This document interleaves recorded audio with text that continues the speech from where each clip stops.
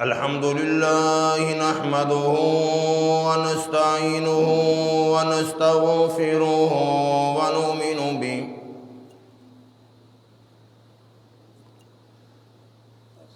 ونؤمن به ونتوكل عليه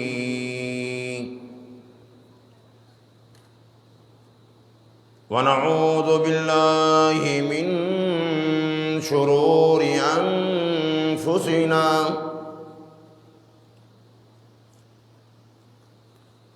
ومن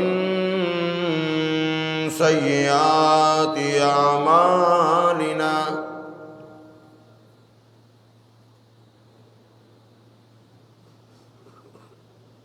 من يهده الله فلا مضل له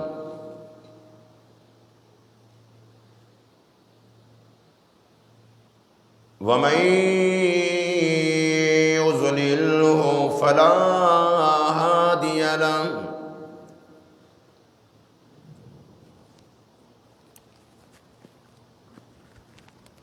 ونشهد أن لا إله إلا الله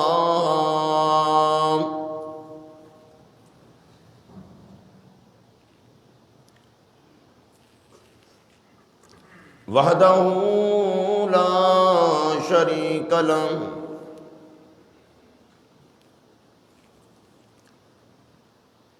لا شريك له ولا نذير له ولا مثال له ولا مثل له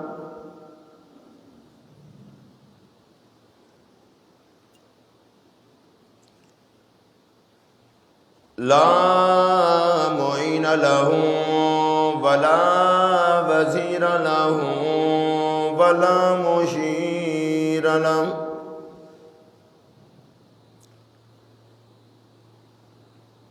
ونشهد أن سيدنا ومولانا وسندنا وكبيرنا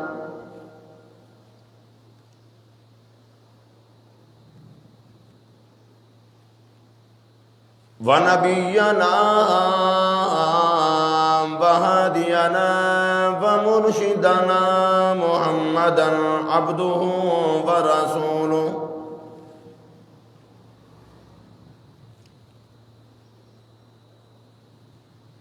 أرسله بالحق بشيرا ونذيرا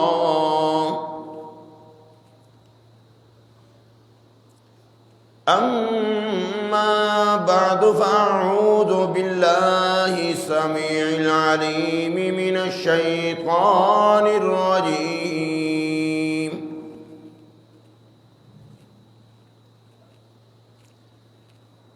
بسم الله الرحمن الرحيم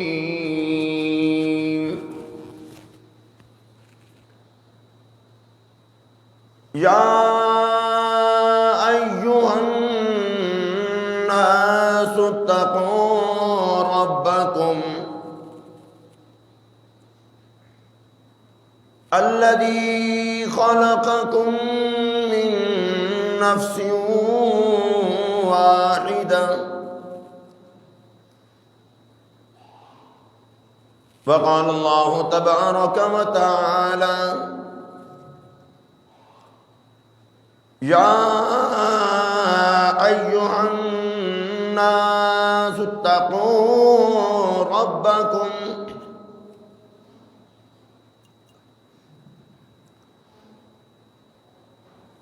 وقال الله تبارك وتعالى يا أيها الذين آمنوا اتقوا الله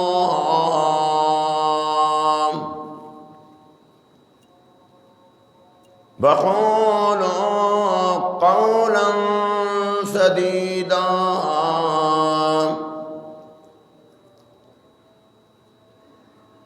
وقال النبي صلى الله تعالى عليه وسلم النکاح من سنتی فمن رغب عن سنتي فليس مني.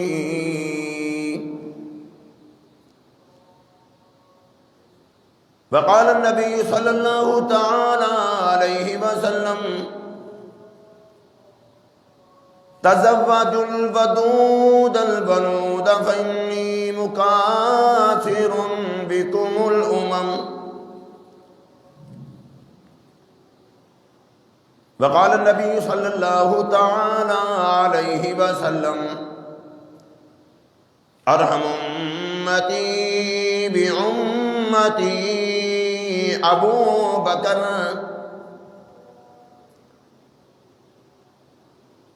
واشدهم في امر الله عمر واصدقهم حيان عثمان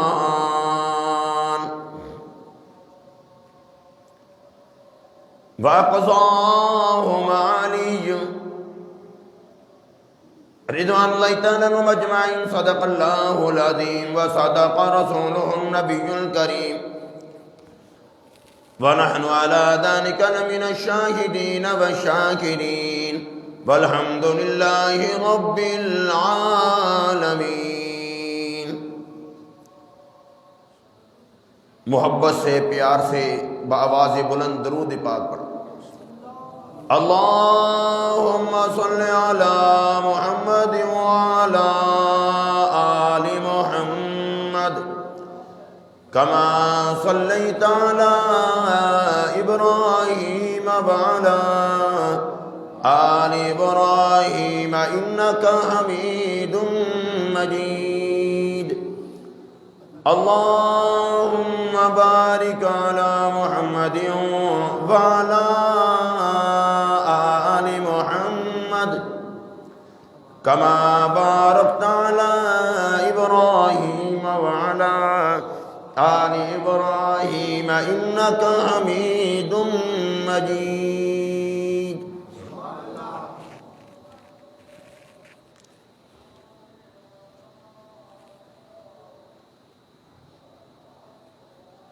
قابل صدر احترام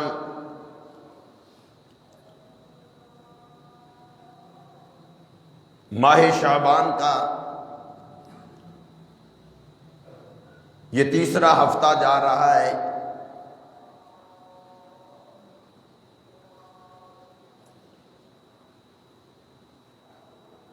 تقریباً 2 مہینے سے نکاح کی تقریبات، شادی بیاہ کی تقریبات ہو رہی ہیں.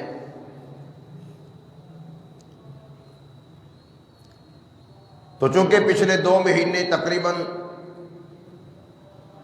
کو حضرت امیر معاویہ رضی اللہ تعالیٰ عنہ کی شان میں، فضائل میں، منقبت میں اور معراج النبی صلی اللہ تعالیٰ علیہ وسلم و شب برات کے حوالے سے ہمارے چند جمعے صرف ہوئے.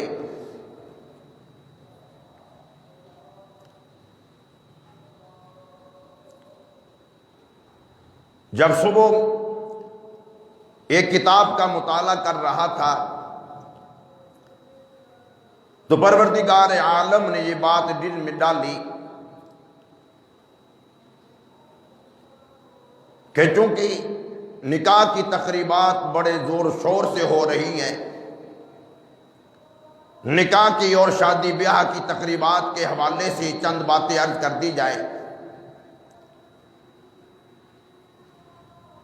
اور دعا ہے الہ العالمین ساری بچیوں کو اپنے گھروں میں آباد فرمائے. میں اکثر ایک بات کہا کرتا ہوں کہ سارے دکھ تکلیفیں انسان برداشت کر لیتا ہے لیکن اپنے بچوں کے دکھ اور تکلیف برداشت نہیں کر سکتا. مدنی کریم صلی اللہ تعالیٰ علیہ وسلم نے سارے دکھ تکلیفیں برداشت کر لی لیکن بچیوں کی تکلیفیں برداشت نہیں.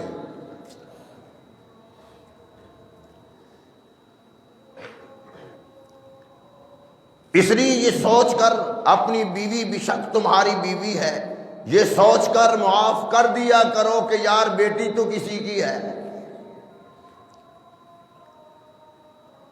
یار کسی کی بیٹی تو ہے، کسی کی بہن تو ہے،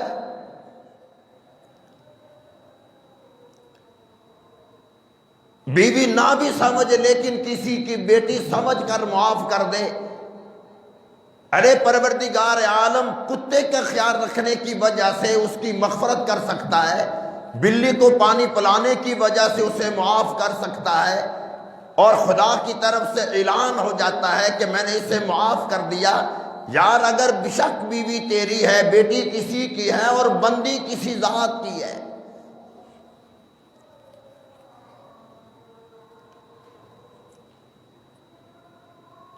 آخر اس کے مالک تو کوئی ہے نا، وہی مالک خالق ہے جو میرا بھی ہے، تمہارا بھی ہے، سب کا ہے۔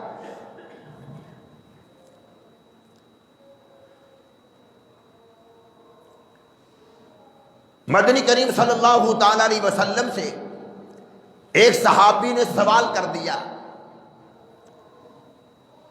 یا رسول اللہ صلی اللہ تعالی علیہ وسلم، کس نکاح میں، کس شادی میں برکت ہوتی ہے؟ بس آپ یہ بات، بنیادی بات ذہن میں رکھو تو سارا مضمون، سارا موضوع آپ کو آسانی سے سمجھ آ جائے گا۔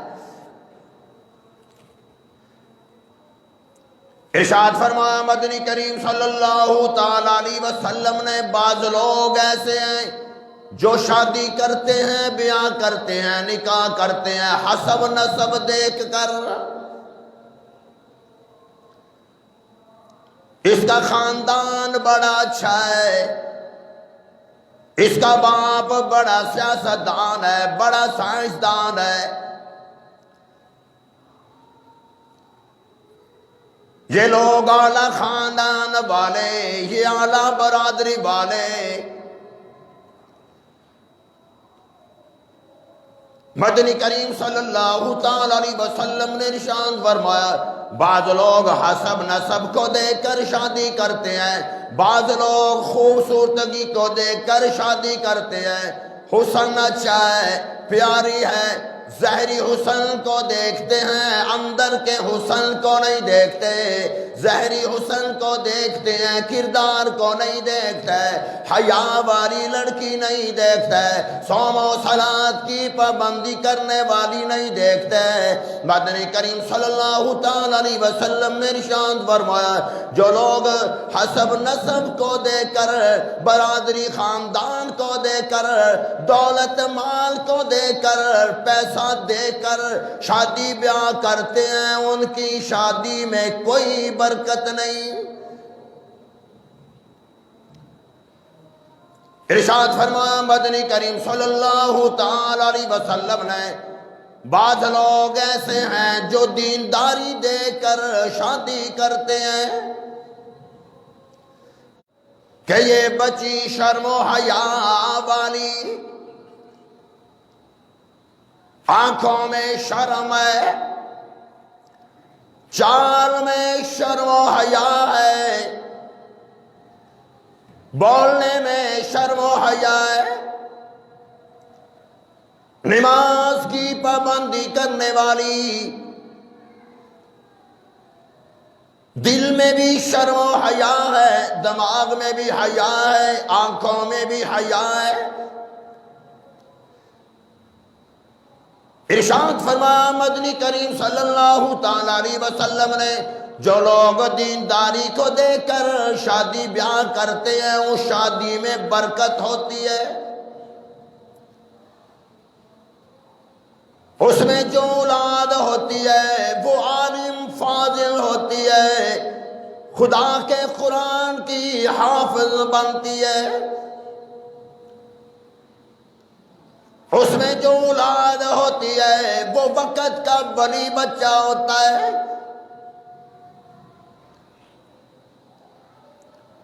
وہ ماں دیندار ہو، اللہ کی رحمت ہو جائے، اللہ کا فضل ہو جائے، ماں اپنے پیٹ میں بچہ لے کر چلتی پھرتی ہے، ساتھ ساتھ خدا کا قرآن بھی پڑھتی ہے،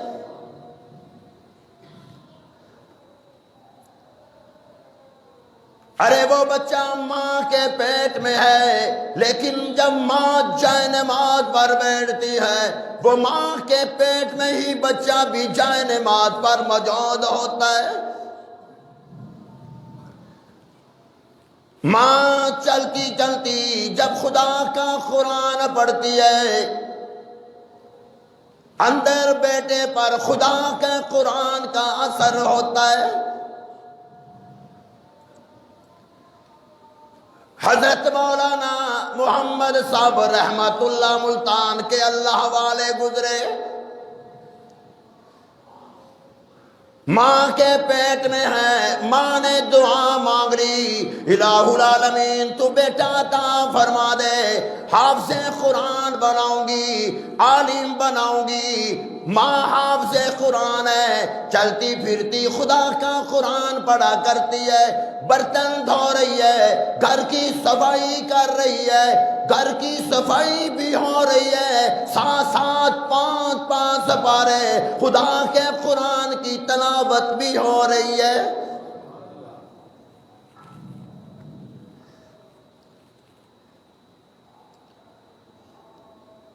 حضرت مولانا محمد صاحب رحمت اللہ جب 2.5-3 سال کے ہو گئے، ماں اپنے بیٹے کو اٹھا کر مدرسے میں لے آئی۔ میں نے منت مار رکھی تھی، خدا مجھے بیٹا عطا کر دے، میں اسے حافظ قرآن بناؤں گی۔ استاد نے پہلا سبق بسم اللہ کا دیا، پھر الف با تا تھا پڑھا رہے ہیں، صابر پڑھ نہیں رہا۔ پھر استاد نے پڑھایا، پھر نہ پڑھا، پھر پڑھایا، پھر نہ پڑھا۔ استاد کہنے لگے بیٹا کیوں نہیں پڑھتا؟ حضرت صابر 2.5 سال کی عمر کے فرمانے لگے جو استاد جی مجھے تم پڑھا رہے ہو مجھے زبانی یاد ہے۔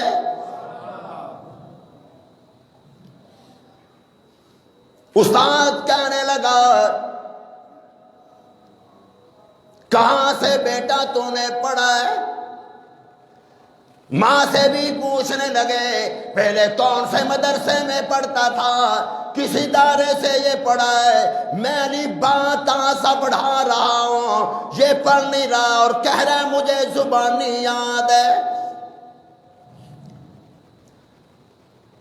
ماں کہنے لگی کسی اور ادارے میں نہیں گیا، کسی اور مدرسے میں نہیں گیا، میں سب سے پہلے آپ کے پاس لے کر آئی ہوں۔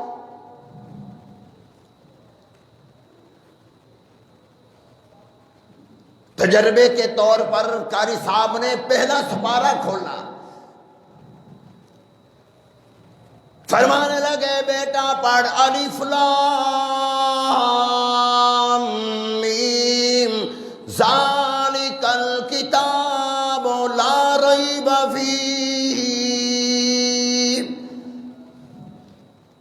ھدی للمتقین۔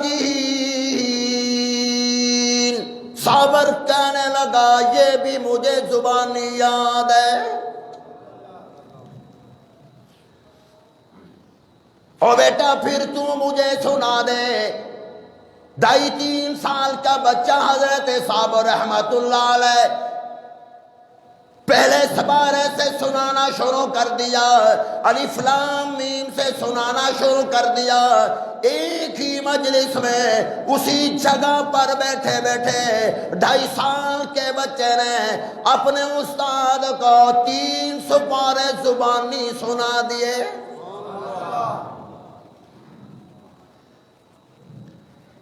ابھی بچہ خاموش نہیں ہوا، استاد کہنے لگے او بیٹا پڑھتا جا رہا ہے، تیری ماں کہتی ہے کسی ادارے میں نہیں گیا، کسی سے پڑھا نہیں ہے، پھر 3 سپارے تو نے سنا دیے۔ حضرت صابر فرمانے لگے استاد جی 3 یقین ہی نہیں میں تمہیں 15 سپارے زبانی سنا سکتا ہوں. میری ماں حافظ قرآن ہے، چلتی پھرتی خدا کا قرآن پڑھا کرتی تھی. میں نے سن کر ماں کے پیٹ میں ہی 15 سپارے حفظ کر لیے.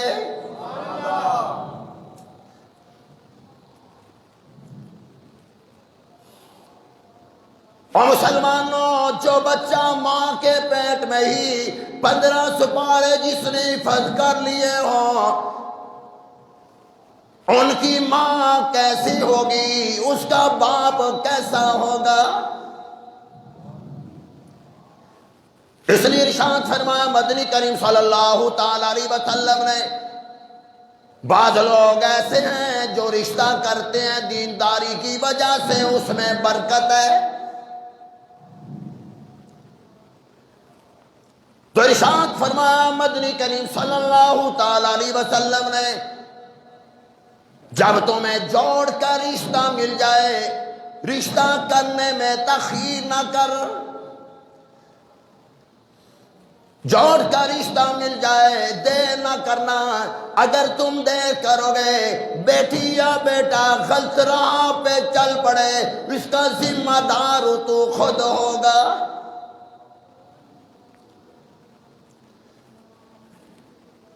حضرت مولانا سید اللہ شاہ بخاری رحمت اللہ تشریف لے جا رہے ہیں، اپنے خادم سے فرمانے لگے، او عبد القادر کیا تیری بیٹی ہے؟ کہنے لگے بیٹی ہے. شاہ جی فرمانے لگے پھر اس کی شادی کر دے، اگر بالغہ ہو گئی بیاہ کر دے. خادم کہنے لگا شاہ جی ابھی تو میرے بیٹی کے منہ سے دودھ کی خوشبو آ رہی ہے.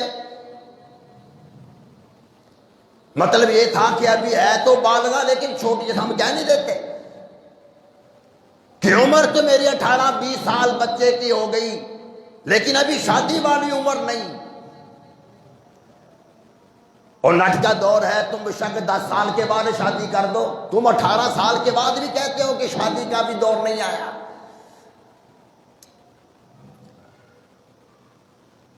ابھی میری بیٹی کے منہ سے دودھ کی خوشبو آ رہی ہے. اللہ والے کا سمجھانے کا انداز دیکھ.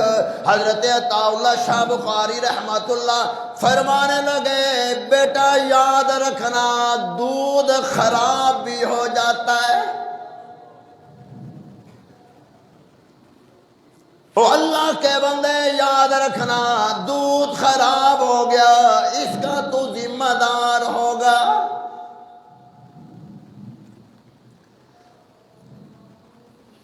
تو ارشاد فرمایا مدنی کریم صلی اللہ تعالی علیہ وسلم نے، جوڑ کا رشتہ مل جائے فرمایا دیر نہ کر.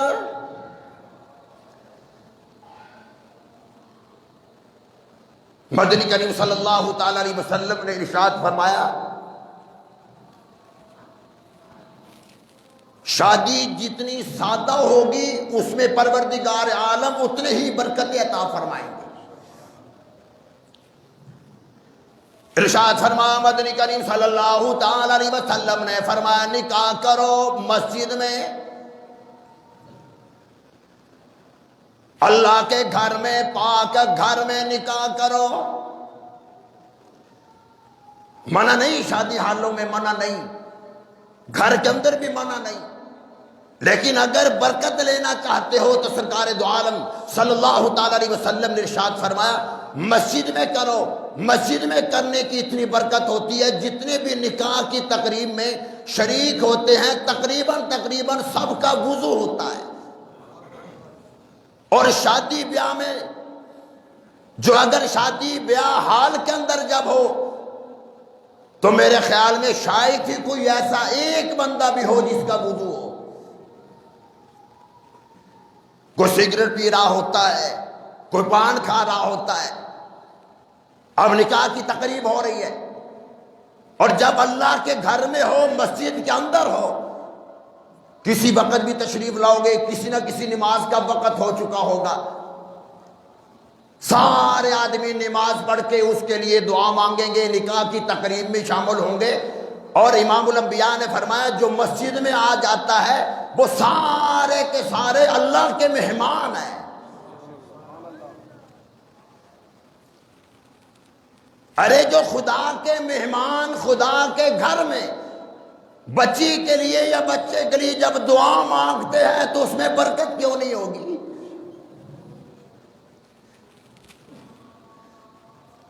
تو مدنی کریم صلی اللہ تعالی علیہ وسلم نے ارشاد فرمایا کہ اگر تم برکت حاصل کرنا چاہتے ہو تو اپنا نکاح مسجد میں کرو۔ اور دوسری بات ذہن میں رکھنا، آج کل یہ سسٹم چل پڑا کہ نکاح پہلے ہوتا ہے، شادی 2-4 دنوں کے بعد ہوتی ہے، اس میں کوئی حرج نہیں۔ یہ بات ذہن میں رکھنا، حضرت فاطمہ الزہرا رضی اللہ تعالی عنہ کا نکاح جب ہوا تو آپ کی رخصتی جو ہے، حضرت فاطمہ حضور صلی اللہ علیہ وسلم کی لاڈلی بیٹی خاتون جنت کا نکاح ہوا، 6 مہینے کے بعد جا کر رخصتی ہوئی ہے۔ ہاں یہ بات بھی ذہن میں آ گئی، آج کل لوگ منگنیاں کر دیتے ہیں، 3 سال شادی نہیں کرتے۔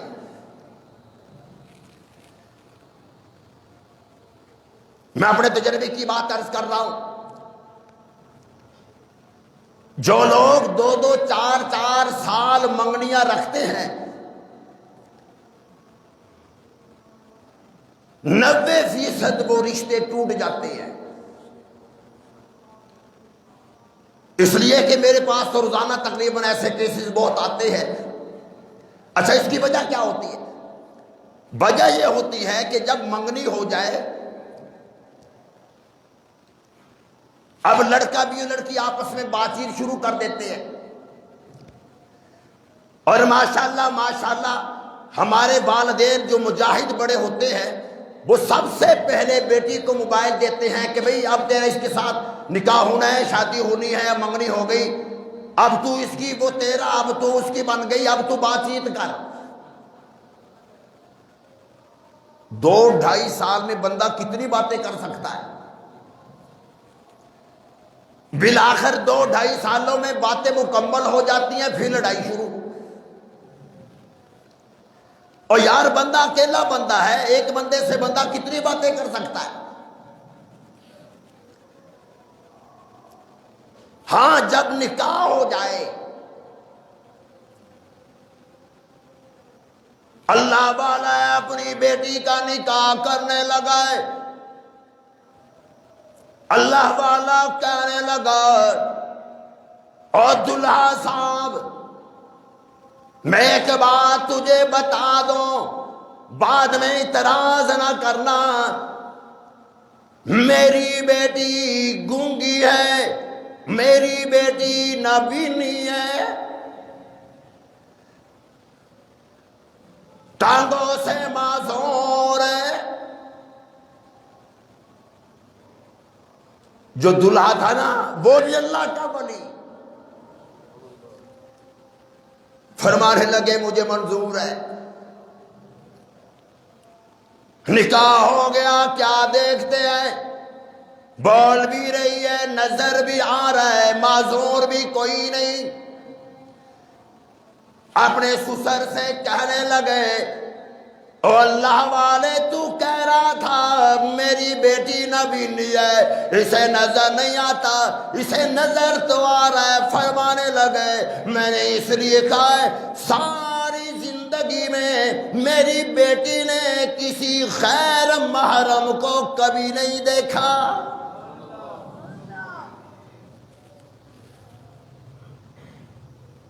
معذور اس لیے کہا ہے ساری زندگی میں میری بیٹی،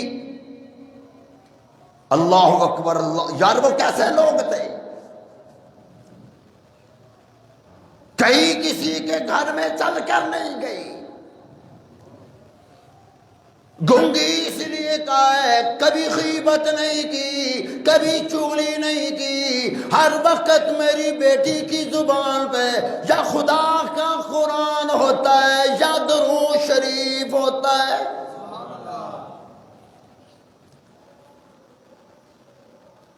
ایسی بیٹیاں جب نکاح میں آ جائیں، گھر میں آ جائیں، خدا کی قسم خدا اس گھر کو جنت بنا دیتا ہے۔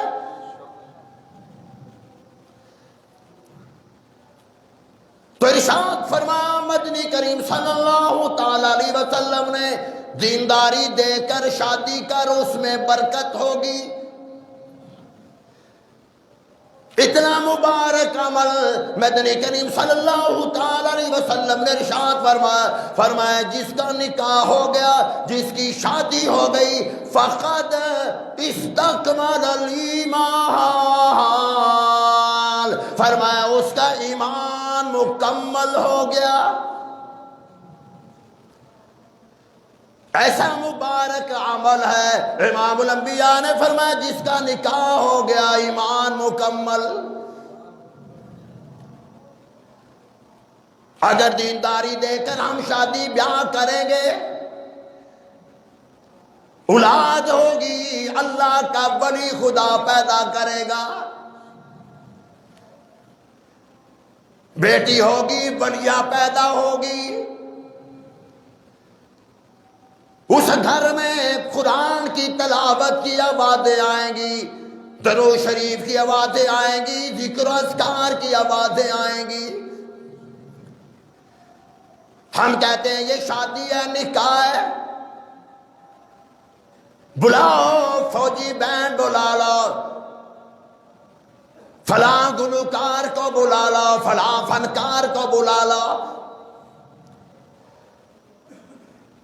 او حاجی صاحب تیرے بیٹے کا نکاح ہے، تو صوم و صلاۃ کا بڑا پابند ہے، تکبیر اولیٰ کے ساتھ نماز جماعت سے ادا کیا کرتا ہے، ہر وقت تیرے ہاتھ میں تسبیح ہوتی ہے، ذکر و اذکار ہو رہا ہوتا ہے، لیکن آج کیا ہے، تیری بیٹی کا نکاح ہو رہا ہے، تیرے بیٹے کا نکاح ہو رہا ہے، اور فوجی بہن ساتھ لے کر آیا، گلوکار آ گئے، فنکار آ گئے، گانے چلا رہے ہو۔ ارے نمازی بزرگ بھی فوراً کہے گا یہ خوشی کا موقع ہے، یہ نکاح کا موقع ہے، زندگی میں ایک مرتبہ تو نکاح کرنا ہوتا ہے۔ لیکن آپ تمہیں بتا دو، جب نکاح کی تقریب ہوتی ہے، مولوی خطبہ دے رہا ہوتا ہے، پہلی آیت جب پڑھتا ہے، فرمایا یا ایھا الناس اتقوا ربکم، او لوگو اپنے رب سے ڈرو۔ دوسری آیت جب پڑھتا ہے، اس میں بھی مولوی صاحب وہی آیت پڑھ رہے ہیں جو حضور اکرم صلی اللہ تعالیٰ علیہ وسلم نکاح کے وقت پڑھا کرتے تھے، اس میں بھی یہی آیت ہے یا ایھا الناس اتقوا ربکم، اپنے رب سے ڈرو۔ تیسری آیت خطبہ نکاح میں پڑھی جاتی ہے، یا ایھا الذین آمنوا اتقوا اللہ فقالوا قولا سدیدا۔ تین آیات خطبے میں پڑھی جاتی ہے، تین آیتوں میں کہا جاتا ہے اللہ سے ڈر۔ میں گانے چلانے میں کوئی حرج نہیں، لیکن جو خطبہ پڑھا جاتا ہے یہ وہی خطبہ پڑھا جاتا ہے جو مدنی کریم صلی اللہ تعالیٰ علیہ وسلم نکاح کے وقت پڑھا کرتے تھے۔ ان تینوں آیات مقسمہ حضور فرمایا کرتے تھے، قرآن کی وہ آیات پڑھا کرتے تھے، تینوں آیات میں کہا جاتا ہے اتقوا ربکم، اپنے رب سے ڈرو۔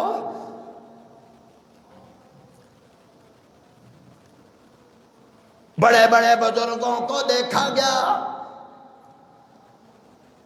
اور کہاں تمہاری نمازیں گئی،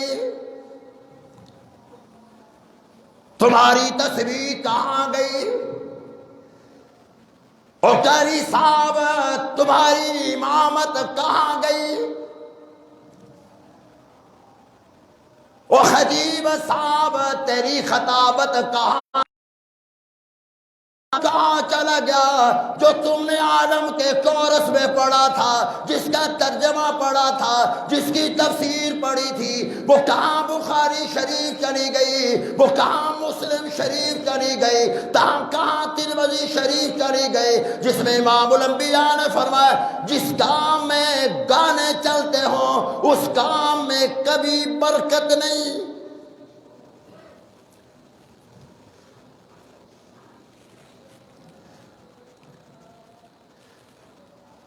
مدنی کریم صلی اللہ تعالی علیہ وسلم کا اپنا نکاح ہے،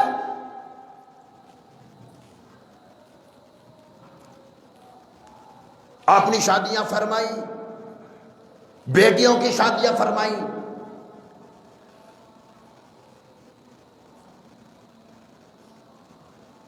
کیا نبی کو فاطمہ سے پیار نہیں تھا؟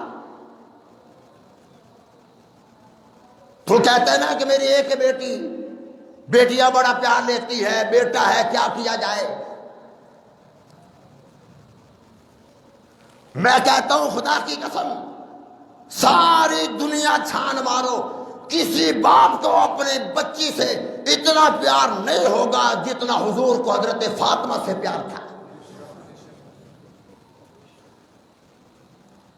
ساری دنیا کے باپوں کا پیار ایک طرف اور فاطمہ کے ابے کا پیار ایک طرف۔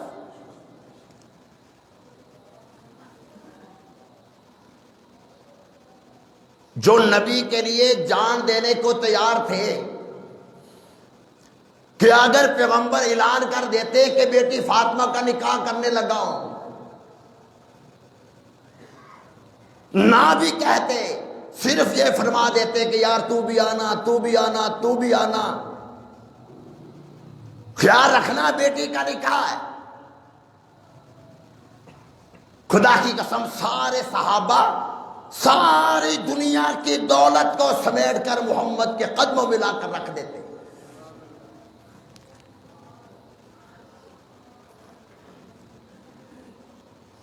ارشاد فرمایا مدنی کریم صلی اللہ تعالی علیہ وسلم نے ایسا وقت آئے گا لوگ شادی بیاہ کے موقع پر اپنے بیٹے کا نکاح کریں گے یا اپنی بیٹی کا نکاح کریں گے، شادی بیاہ کے موقع پر بڑے بڑے لوگوں کو بلایا جائے گا، غریب کو لوگ بھول جائیں گے۔ ایسے ایسے لوگوں کو بلایا جاتا ہے ہر ایک جن کے پاس آنے کے لیے ٹائم نہیں، چار پروگرام ایک اسی رات میں دے رکھے ہوتے ہیں، ہم ان کی منتیں کر رہے ہوتے ہیں یار آنا، بیٹی کا نکاح ہے، اور محلے میں یتیم بیٹھا ہے کبھی اس کو بھی ہم نے یاد کیا،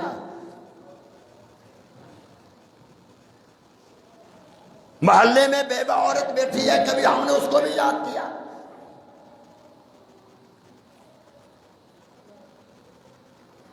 ارے میرے تیرے پڑوس میں اگر بچے، یتیم بچیاں، بیوہ عورت اگر بھوکی اس رات سو جائیں اور تو اپنے بیٹے یا بیٹی کے نکاح میں یا ولیمے کی تقریب میں 20 کھانے لوگوں کو کھلائے، میں قسم اٹھا کر کہتا ہوں احادیث مبارکہ کی روشنی میں کہ اگر تجھے معلوم ہے جاننے کے باوجود بھی کہ تیرا پڑوسی، تیرا محلے دار، تیرا عزیز یتیم بچہ ہے یا بچی ہے یا بیوہ عورت ہے، اگر اس رات بھوکی سو جائیں اس شادی میں کبھی برکت نہیں ہو سکتی۔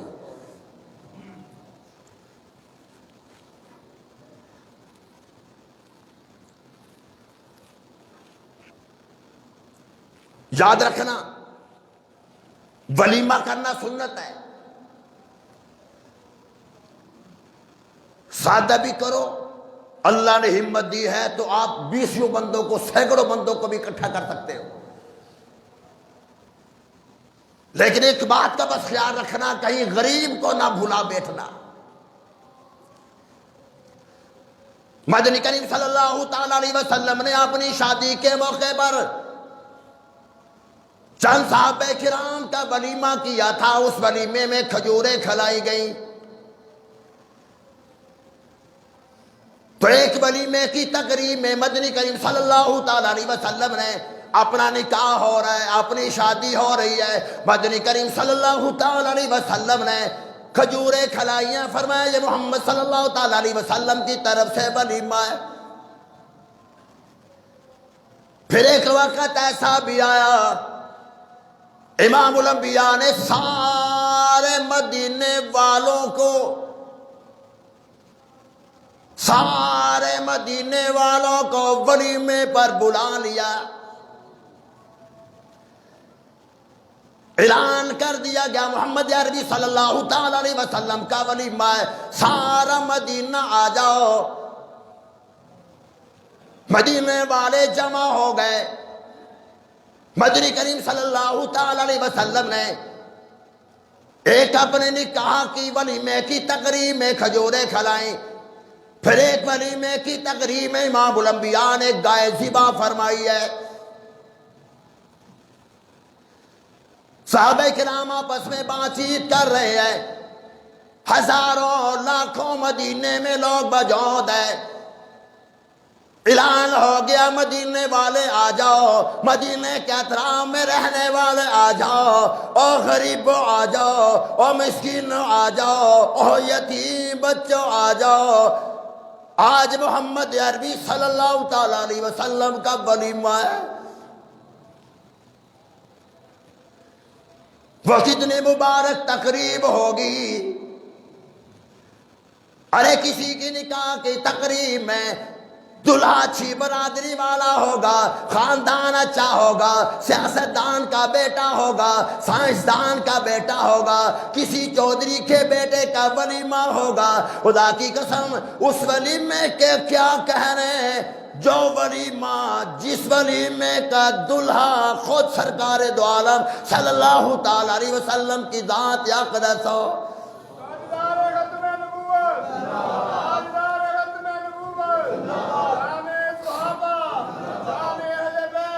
اندازہ لگا وہ کیسی مبارک تقریب ہوگی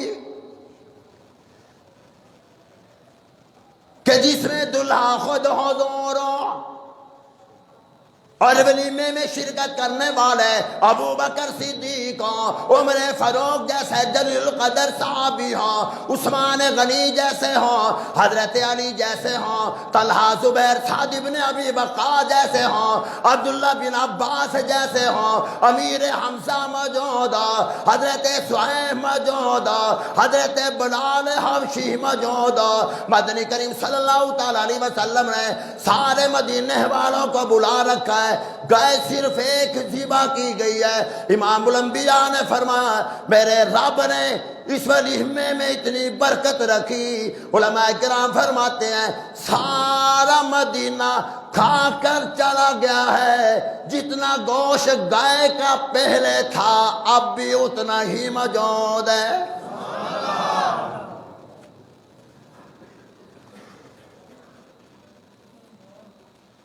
جناب سیدنا ابو طلحہ رضی اللہ تعالیٰ عنہ سے کسی نے پوچھ لیا،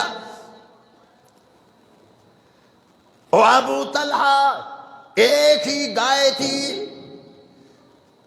سارا مدینہ کھا گیا، سارا مدینہ آیا، پھر بھی وہ گوشت ختم نہیں ہوا، اس کی وجہ کیا؟ حضرت ابو طلحہ رضی اللہ تعالیٰ عنہ فرمانے لگے جب گائے لائی گئی مدنی کریم صلی اللہ تعالی علیہ وسلم کے پاس اس وقت میں موجود تھا، رحمت والا ہاتھ حضور نے گائے پہ رکھا ہے، آپ نے گائے کو فرمایا او گائے میں محمد صلی اللہ تعالی علیہ وسلم اپنے ولیمے کے لیے تجھے ذبح کرنے لگا ہوں۔ ابو طلحہ فرماتے ہیں رسی نہیں باندھی، گائے کو سنگل نہیں باندھا گیا،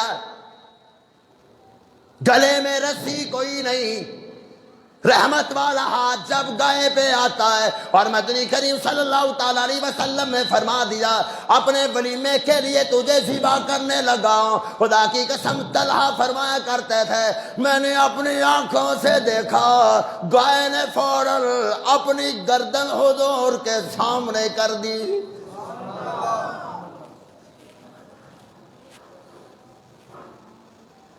نبی چھری چلا رہے ہیں، گائے محمد کا دیدار کر رہی ہے۔ اور مسلمانوں جانور ہو کر نبی کو سمجھ گیا، وہ گائے ہو کر نبوت کی زبان سمجھ گئی۔ ہم امتی ہو کر قرآن کی زبان نہیں سمجھتے، ہم حضور کے امتی ہو کر حضور اکرم صلی اللہ تعالی علیہ وسلم کا فرمان نہیں سمجھتے۔ اس ولیمے کی تقریب میں امام الانبیاء نے فرمایا ایسی شادیاں کرو جس میں خدا برکتیں عطا فرما دے، ایسے فنکشن کے موقع پر مرد ہو یا عورت ہو ہر آدمی کی کوشش یہ ہوتی ہے میرے رب میرا لباس سب سے اچھا ہو، میرے جوتے سب سے اچھے ہوں، میرا رومال میری ٹوپی سب سے اچھی نظر آئے۔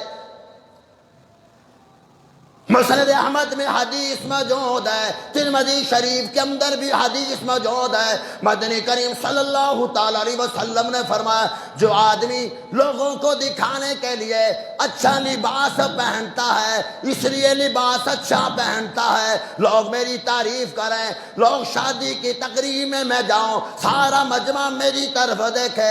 امام الانبیاء نے فرمایا جو لوگ یہ چاہتے ہیں کہ لوگ میری طرف دیکھیں، اچھا لباس اس لیے پہنتا ہوں تاکہ لوگ میرے کپڑوں کی طرف دیکھیں۔ امام الانبیاء نے فرمایا ایسے لوگوں کو قیامت کے دن خدا ذلت کا لباس پہنائیں گے۔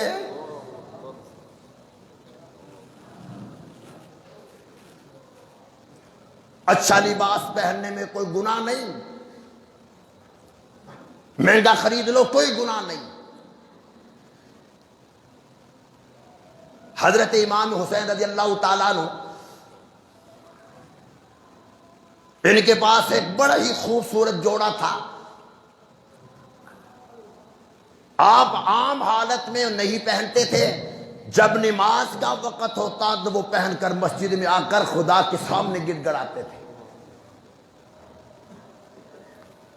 اور اتنا اچھا جوڑا مسجد میں۔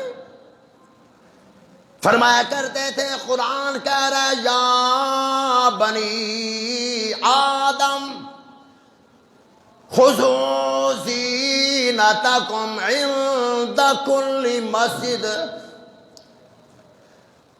او میرے بندو جب مسجد میں آؤ، میرے گھر میں آؤ، میں تمہارا میزبان ہوں، تم میرے مہمان ہو۔ کسی کے گھر مہمان بن کر جاتے ہو، تم کہتے ہو گاڑی اچھی ہونی چاہیے، میں فلاں کے گھر میں جا رہا ہوں، اچھے کپڑے ہونے چاہیے، اچھے جوتے ہونے چاہیے، اچھا لباس ہونا چاہیے۔ تو قرآن کہہ رہا ہے او میرے بندو جب تم میرے گھر میں آؤ اچھا لباس پہن کر آؤ۔ ہم دفتر سے آ رہے ہیں یا نماز کا وقت ہو، اچھا میں کپڑے چینج کر کے آتا ہوں۔ گرمیوں میں دیکھا کرو ململ کا کرتا، پھٹی ہوئی چادر،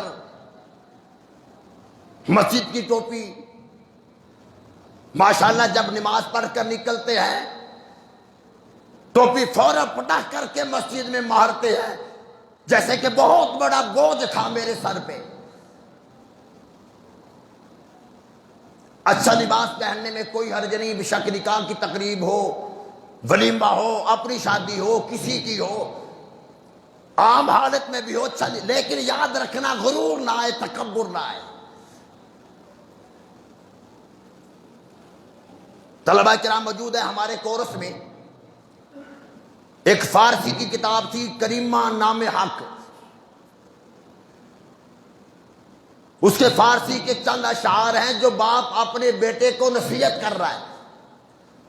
تکبر مکن زی نہار اے پسر کہ روزے دشتس درائی بسر، او میرے بیٹے یاد رکھنا کبھی تکبر نہ کرنا، تکبر عزازیل را خار کرد بزندانی لعنت گرفتار کرد، اسی تکبر نے شیطان کو ذلیل و خوار کر کے رکھ دیا۔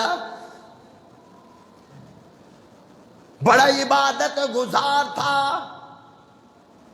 لیکن تکبر کیا، کہنے لگا انا خیر، میں آدم سے بہتر ہوں۔ میں جب بکری کرتی ہے خدا کی قسم ایک دن چھری کے نیچے آتی ہے۔ تمہارے یہ کر رہا تھا کہ حضور صلی اللہ علیہ وسلم نے ولیمہ کھجوروں کے ساتھ بھی کیا، گائے ذبح کر کے بھی کی۔ اللہ نے ہمت دی ہے، ولیمہ کرو، کوئی حرج نہیں، لیکن سادگی کو ہمارے حضور صلی اللہ علیہ وسلم نے پسند فرمایا۔ اسی ولیمے کے موقع پر تقریب میں امام الانبیاء نے چند نصیحت امت کو فرمائی۔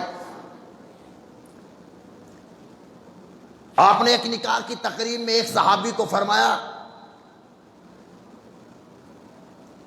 تیرے باپ کا نام کیا ہے؟ نام بتلایا۔ فرمایا اچھا یہ بتا دنیا میں صرف تیرا ایک ہی باپ ہے؟ یا رسول اللہ ایک ہی باپ ہے، باپ ایک ہی ہوتا ہے؟ امام الانبیاء نے فرمایا نہیں تیرے 3 باپ ہیں۔ یا رسول اللہ 3 باپ؟ فرمایا ہاں، جو اصل تیرا باپ ایک وہ باپ ہے، اور ایک جو تیرا استاد ہے وہ بھی تیرا باپ ہے، اور ایک جو تیرا سسر ہے وہ بھی تیرا باپ ہے۔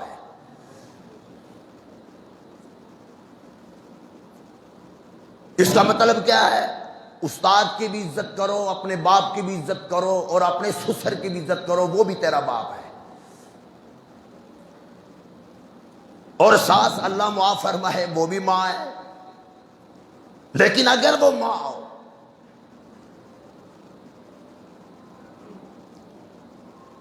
اور آج کا اللہ معاف فرمائے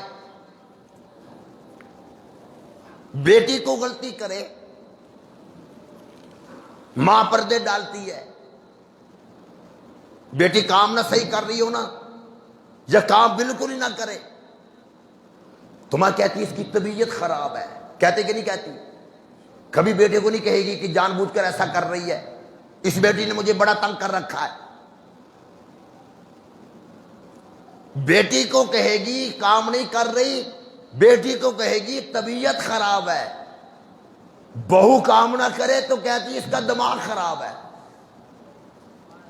یہاں پر تو کیوں نہیں کہتی کہ بھئی اس کی بھی طبیعت خراب ہو سکتی ہے؟ اگر تیری بیٹی کی خراب ہو سکتی ہے تو بہو کی بھی ہو سکتی ہے۔ اچھا اللہ معاف فرمائے، کہنا تو نہیں چاہیے، مسجد میں بیٹھا ہوں، بچیاں بچاری آتی ہے روتی ہے، تو میں ان کو سمجھانے کے لیے کہتا ہوں کہ بیٹا ساری زندگی تم نے گزارنی ہے، جو لڑاکیاں سسیں ہوتی ہیں نا یاد رکھنا الحمدللہ ان کی عمریں بھی بہت لمبی ہوتی ہیں۔ ایک لڑاکی ساس کی عمر بہت لمبی ہوتی ہے، ایک لڑاکا بابے کی عمر بہت لمبی ہوتی ہے، خاص کر وہ بابا جو مولوی کو تنگ کرتا ہے۔ میں اپنے دوست مولویوں سے کہا کرتا ہوں جو مجھے کہتے نہیں کہ ہمارا مسجد کے ایک بابا جی ہے وہ مجھے صاحب بڑا تنگ کرتے ہیں، اعتراض کرتے رہتے ہیں، صفحے ٹھیک نہیں، پنکھا ٹھیک نہیں، پنکھا کیوں چل رہا ہے، پنکھا کیوں نہیں بند؟ نے کہا مولوی صاحب اللہ کی طرف سے یہ مستقل آزمائش ہے تیری، سارا محلہ فوت ہو جائے گا، بابا بعد میں جائے گا۔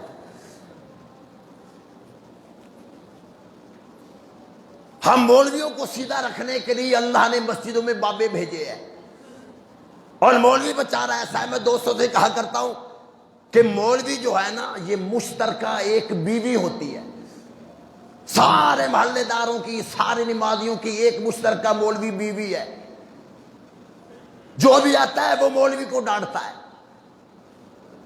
یہ ہو گیا وہ ہو گیا فلاں، بھئی تو نماز پڑھ، اللہ کے بندے، مسجد اللہ کے گھر ہے، نماز کے لیے بنائی گئی ہے، تمہیں پانی نہیں ملتا، تمہیں ٹاول نہیں ملتا، تمہیں صابن نہیں ملتے، وہ بات کر، نماز پڑھ لی، جا اپنے بیگم کے پاس جا کر بیٹھ، تجھے پتہ چلے کہ بیگم کیا ہے اور مولوی کیا ہے۔ اس کے سامنے بیٹھ کر تیرا سانس نہیں نکلتا، اور بابا جی مسجد میں آ کر ہمیں اپنی جوانی بتلاتا ہے۔ پھر مولوی دعا کرتے، یا اللہ اس بابے کا خاتمہ ایمان پر کر دے، بشک ایمان کے ساتھ جائے ضرور۔ اور جس پہ مولوی خوش ہوتا ہے کہتے یا اللہ اس کو شفا دے دے، بیمار ہو جائے مولوی گھر جائے گا، یار آگے رمضان آ رہا ہے، یہ فوت ہو گیا تو خدمت کون کرے گا؟ جس کی خیریت کی دعا مولوی مانگے تو سمجھ لیا کرو کہ مولوی بڑا خوش ہے، اور جس نمازی کے لیے مولوی یہ دعا مانگے کہ یا اللہ اس کا خاتمہ ایمان پر کر دے تو سمجھ لیا کرو کہ مولوی سے بڑا ناراض ہے۔ بھئی مولوی یہ تو نہیں کہہ سکتا یا اللہ بابا ایسے ہی جائے۔ ایک ہمارے بزرگ تھے، یہ بات یاد آ گئی، ہمارے محلے میں فوت ہو گئے، بابا نسیم صاحب، اللہ ان کی قبر کو منور فرمائے۔ تقریباً روزانہ ہی مجھے کہتے تھے قاری صاحب جنازہ میرا آپ نے پڑھانا ہے۔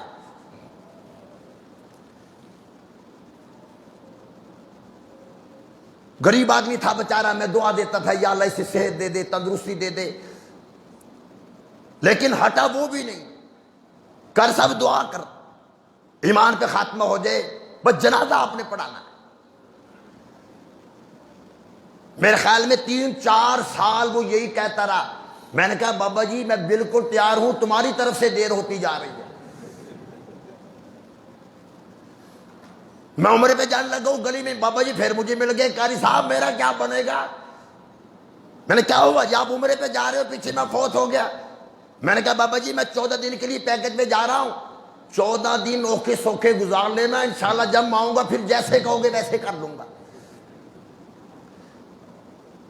تو ارشاد فرمایا مدنی کریم صلی اللہ تعالی علیہ وسلم نے بیٹی کو چاہیے ساس کو ساس نہ کہے ماں کہے، ساس کو چاہیے کہ بہو نہ کہے اسے بیٹی کہے۔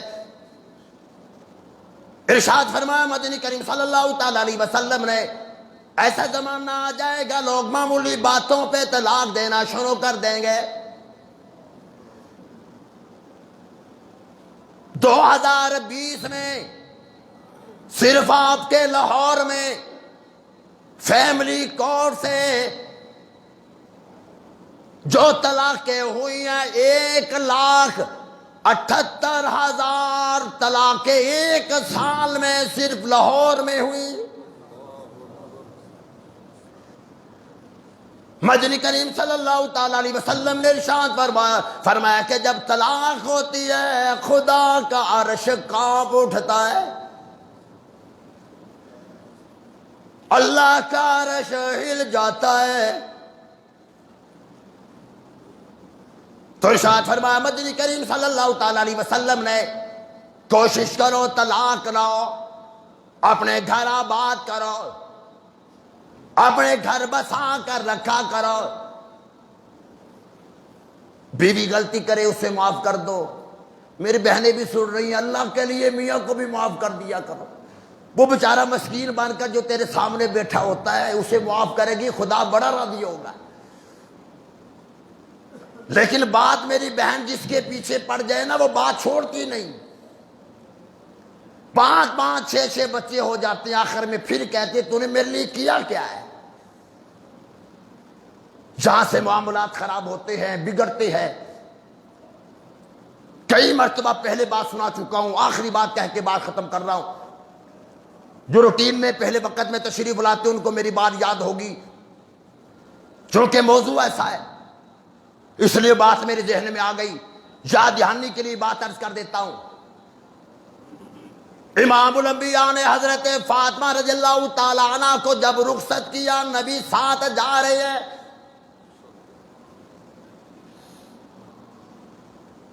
ہم کیا کہتے ہیں بیٹی کو، بیٹا یہ موبائل پکڑ،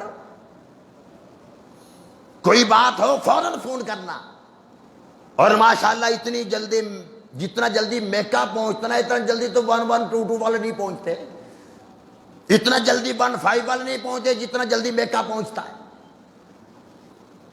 وہ ہم نے بیٹی بیچی ہے، تو نے یہ بات کہی کیوں؟